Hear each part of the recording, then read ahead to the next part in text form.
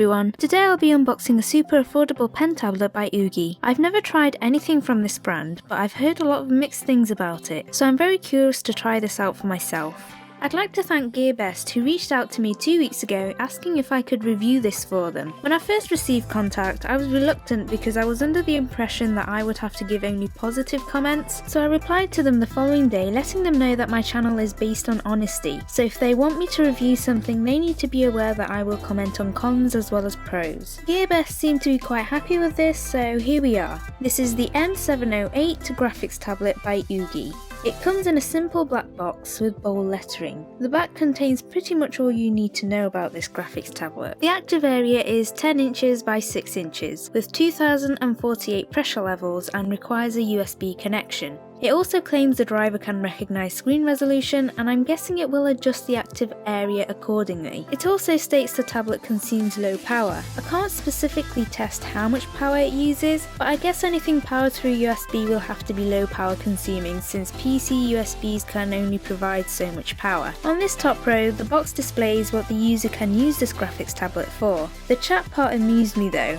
I don't know of anyone in this day and age who would prefer to handwrite messages over a chat service. But yes, if someone really wanted to, I suppose they could. Along the bottom we have illumination and drawing as well as image edition, both of which I'm not entirely sure what they mean. Then there's industrial design, which I think would mean the tablet is very robust, and finally web design is probably to simply say that it can be used for web design. Ugee have also provided their web address and tech support email, but from personal experience of any China brand product, I've found forums and other people who use the same product tend to be far more helpful. I think it's mainly because of language and translating issues which causes most China brands not being able to provide the best customer service. Okay, heading into the box we have a layer of bubble, and before anyone comments about the plaster that's kind of suffocating my thumb, I did cut myself while opening this box and it was pretty deep, that's why the plaster is on so tight. So that's just a little warning there for you. The tablet itself is encased in thin foam for extra protection. Underneath to the left compartment is the USB cable to connect the tablet to a computer. It's the only cable you'll need. The middle compartment contains the pen,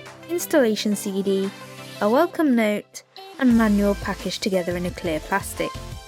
The pen comes inside another plastic package. It feels very much like my Wacom Pro Pen 2, but unlike the Pro Pen 2, this one requires one AAA battery to work. The clear plastic which the pen came in has some sort of warning to not rotate the pen cover and press the pen tip before installing the AAA battery. I understand it's telling me not to press the pen tip until I have installed the battery, but I have no idea what the pen cover is all about. The final two components left in here is this nib holder which has 8 replacement nibs and this cup-like thing which covers and hides the nibs while acting as a pen holder. The pen can be held upright or sideways along the grooves provided. Let's take a closer look at the tablet itself. It's protected by 3 separate pieces of thin sticky plastic to prevent scratches during transport which need to be removed before using. To the right side is the connection port. To the back centre is the model info surrounded by 4 rubber pads which feel like they are glued on quite strong. The screws holding the tablet together are very visible. It's not aesthetically pleasing, but I suppose it's good if you need repairing. To the front right side is a strip of shiny black surface. I think its purpose is to look nice, but it does seem to get fingerprint marks all over it. Very much like the Wacom Bamboo tablet I used to own. Alongside this are 8 express keys with a light indicator in between them in the middle, and then of course the active area.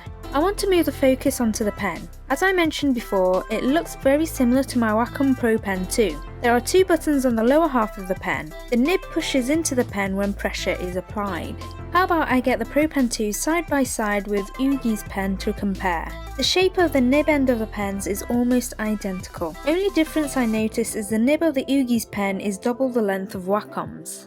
Ugee's pen doesn't seem to have an eraser, and this end is also somewhat fatter, probably because it needs to fit a battery in it while the Pro Pen 2 doesn't. When put side by side, you can see the pens have the side buttons situated in the same location. I'm also going to bring in my HiPen H1 from my Chuai tablet. It's very different from the other two, but I feel the size and shape is more comfortable. Ugee and Wacom are made from plastic, while Chuai's pen is a metal body. The plastic which Ugee and Wacom's pen are made from feel very similar in quality. It's possible Ugee may have used a slightly thinner plastic maybe.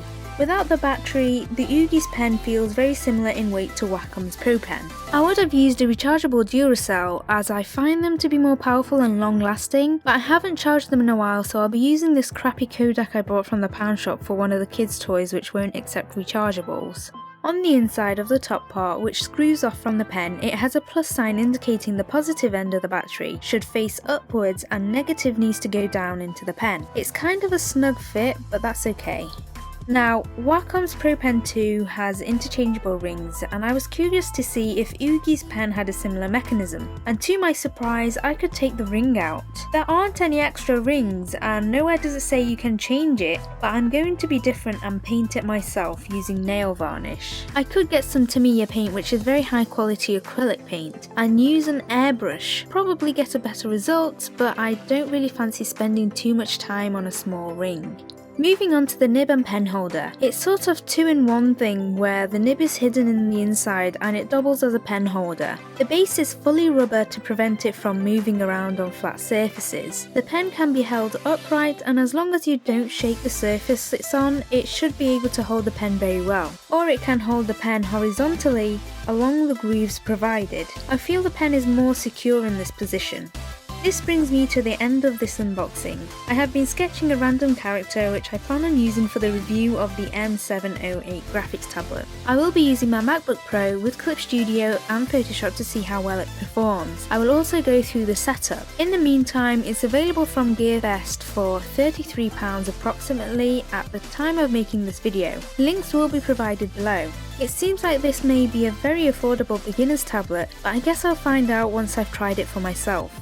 As always, likes, subscribes and shares are forever loved. I hope to see you all in my next video, but until next time, bye!